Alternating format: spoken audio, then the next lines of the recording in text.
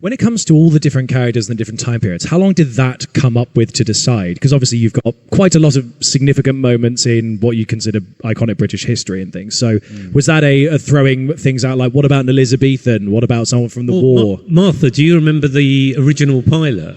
Yeah. Because I watched it the other day and suddenly remembered the characters of you and Simon. Yes. Well, initially, when we came up with the idea, we thought we'd have the whole house populated with lots of different ghosts. And then we sort of whittled that down. We did a teaser thing, and Simon and I played this sort of peasant couple who were in a murder-suicide. So she had him killed, killed him rather, and then accidentally died herself. So that then they were in hell together. So not ideal. But then as we got further along that process, we kind of felt that we weren't going to learn enough about all the characters. I think it's really, the way it's finished up is that every character somebody's got an affinity to, somebody loves, and we can really delve into their emotions, their stories. And I just think it served that better to not have a whole population and just focus on the key ghosts, which is why we all ended up, apart from Larry, of course. So that's it. People sort of often say to me, how come you play two? Yeah. Like I went in, like I got my agent to go in and go, he'll do it, but only if he can pay two. Yeah. And I was like, everyone was playing like we three. were originally. And everyone else then went, actually, that sounds like not a lot of work, I won't bother. And it was like, I wasn't in that morning or something. Yeah. And I got there and they're like, yeah, we've sorted it all out, don't worry. You're going to love it. So that's why. But I think the way it's worked out is for the best because, the characters are so rich now and so richly formed. So yeah, it's great. Well, Martha, I'm glad we get to talk to you because actually I wanted to bring up that in season 5, now Fanny obviously has always been an amazingly performed character. Thank you. Did you step up the facial expressions in season 5?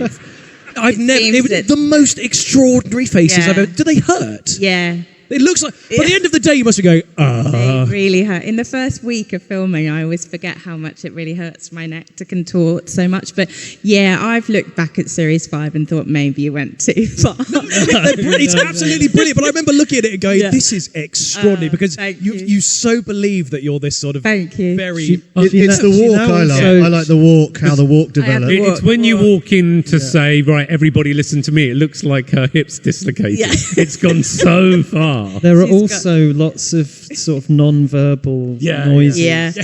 Yeah. If you happen to be next to Lady Button in a scene, you just get this constant soundtrack of.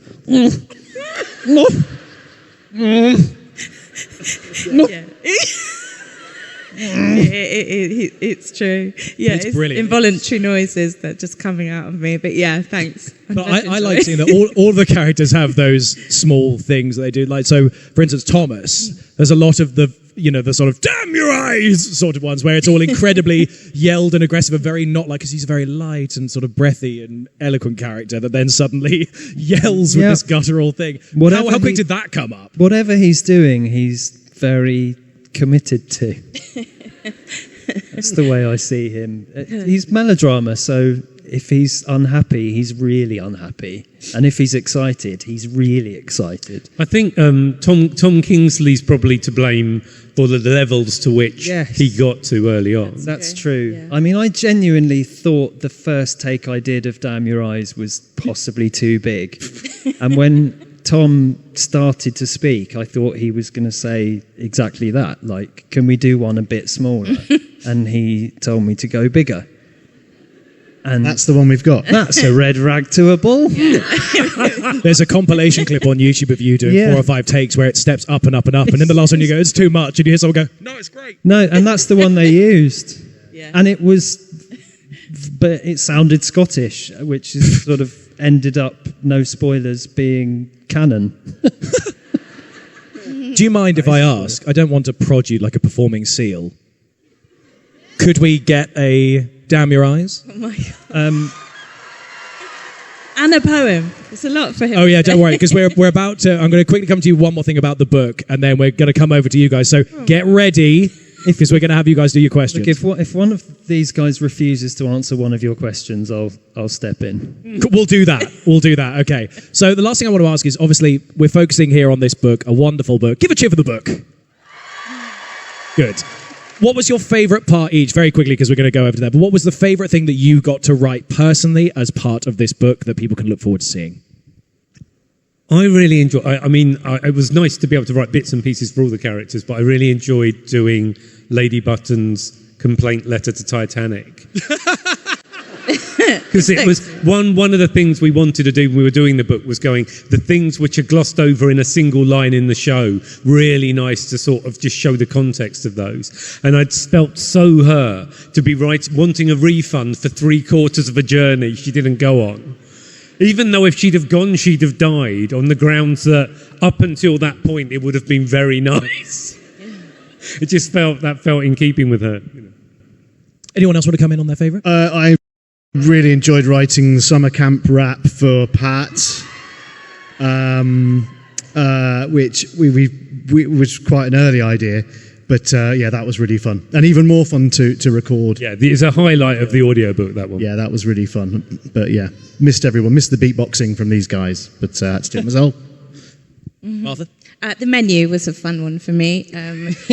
Just going into the weird and wonderful world of Edwardian dinner parties, but also, obviously embellishing that with our own ideas. But that was a fun one to write. Lamb groin. Yeah. With a kidney fillet. Kidney fillet, yeah. And finally, Matthew. I'm gonna say Kitty's diaries. They were fun to do. Loads of it was fun. All of it was fun, to be honest. That's a good way of ending that. It's all fun. Go buy it. And then also meet the cast later in the Arthur thing and get it all signed. So, guys, thank you so much. I wish I could talk to you for 2 more hours about this because it's such a great series. This book is so exciting for all those fans to have. Thank you for joining us on here. We're now going to have our audience questions. So if you'd like to ask questions, please move calmly, slowly, and gently to the 2 microphones illuminated by lights. You will be bathed in light as we come to you to ask your question. Now, some of the security will end up cutting a line off, and we're going to try and rattle through them as quick as we can because we want to get through a lot of them, and we've got about 20 minutes left. But if you guys can try and keep your answers as brief as we can so we can rattle through some people, and then we're going to have a quick cosplay winner, and then Matthew is going to read his poem. Woo! Okay. Matthew, left or right? Pick one. Left instinctively. Okay, we shall go left. Left. We have a lot of people queuing up who are ready. Hello, we're coming to you first for your question. What is your name and what is your question?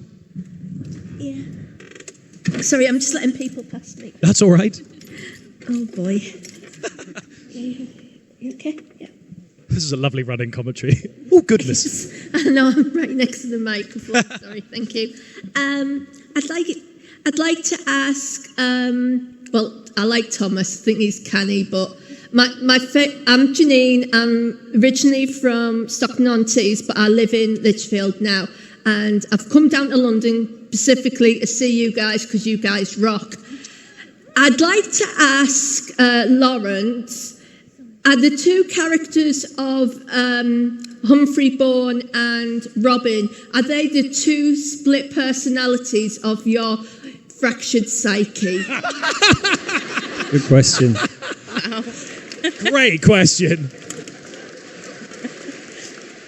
In honesty, probably a bit.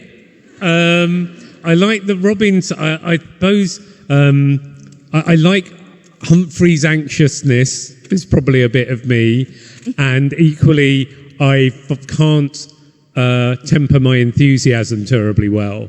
I'm a bit sort of childlike and overexcitable, which I think is very Robinish. So weirdly, even though I've always gone, well, obviously they're ridiculous inventions, there's probably a bit of me in them, but not to the same degree as Martha, who after 5 years is just now Lady Button. So rude. Say that again, sorry. He doesn't like Bum. Oh, I think he does. Well, it depends on the day, of course. Oh, God. Right, we're going to come over to the right-hand side for your question. Hello, what's your name and what is your question? Hello, I'm Lucas Allwright. I'm from Howick, and I want to ask Jim, you're my hero. Oh, thanks, man. Thank you. Yeah, I admire to be like you, but not exactly like you. Very wise. Be yourself, Lucas. Yeah. Maybe I'll be like you without the beard and and the rest. Yeah. So I'm going to ask, what was the inspiration behind Pat? I think Pat was born really from a comic bit that was came about quite early on in the process of writing Ghosts. It was the idea, this idea of how wouldn't it be funny if a scout leader was shot dead by one of his own scouts? Wouldn't that be funny? Well, doesn't that scream pre-Watershed sitcom to you? It went down really well. And I think that Pat, sort of like all the other characters, sort of evolved over the course of making that first series. And I think originally Pat was going to be sort of West Country, like he was going to be like a West Country sort of character, because I'm not from Yorkshire. In fact, I'm from Sussex. But I love people from Yorkshire, and I just felt like we needed, and the group felt like we needed someone from the north. So that's how Pat came about. Really, he was born from his own death, ironically, and the accent and the placing of him came much later on. Yeah, thank you. Yeah. I do think that you'd be the perfect scout leader. Oh, thanks very much. Yeah. Dead. Thank you. Yeah. Thank you so much. Cheers. Thank you. Right, we're now going to come over to the Cheers. left. Hello, what is your name and what is your question? Hello, I'm Georgia. I'm from Yorkshire, so Hey up! you talked a little bit about the audiobook, and I got to listen to it on the way here, and I just wanted to ask, what's your favourite bit from the audiobook that wasn't in the actual book? Ooh. Well, answer the question, damn your eyes! Hey! Sneaky. Very good. Smooth. Love that. I think most of it is. There's a few, we got to sort of throw in a few ad-libs and to flesh out. We quite like the opening of having all of the ghosts sort of talking over each other, pitching how ghosts work, trying to explain to Alison how ghosts work and using that as an introduction to her going, right, it turns out ghosting is very confusing and this is what I picked up so far. That felt like a nice way to... There's a bit I've just remembered at the end of one of Pat's bits where he's taking questions from... Questions. No, you can't go You on. improvised that, right? Yeah. No, you can't go home. Well, it's the last... Well, yeah, it's just as it's fading out, you hear him go, no, you can't go home. Yeah. That made me laugh. Yeah. Thanks, man. That was really funny. My personal favourite is all the grunts the captain does while he's explaining the... Oh, yeah.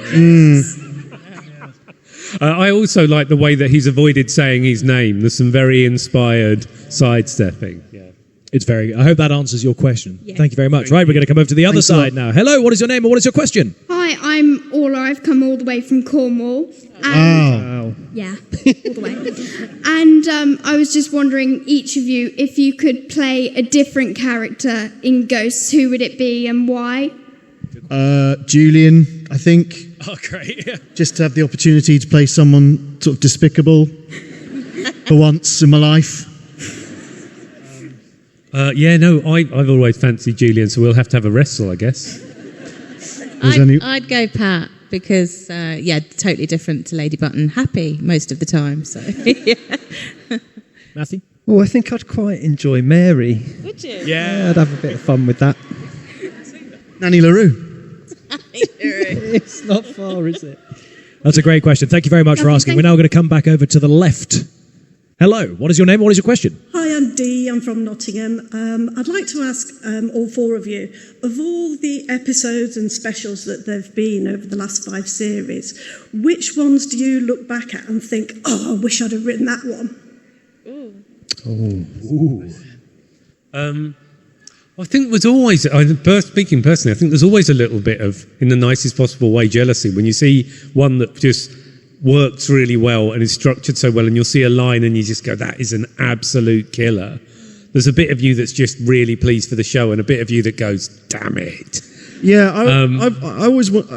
I'd love to have had a go at the burglary episode that Larry wrote so well, just because it was such a sort of fun idea to have that happen to them.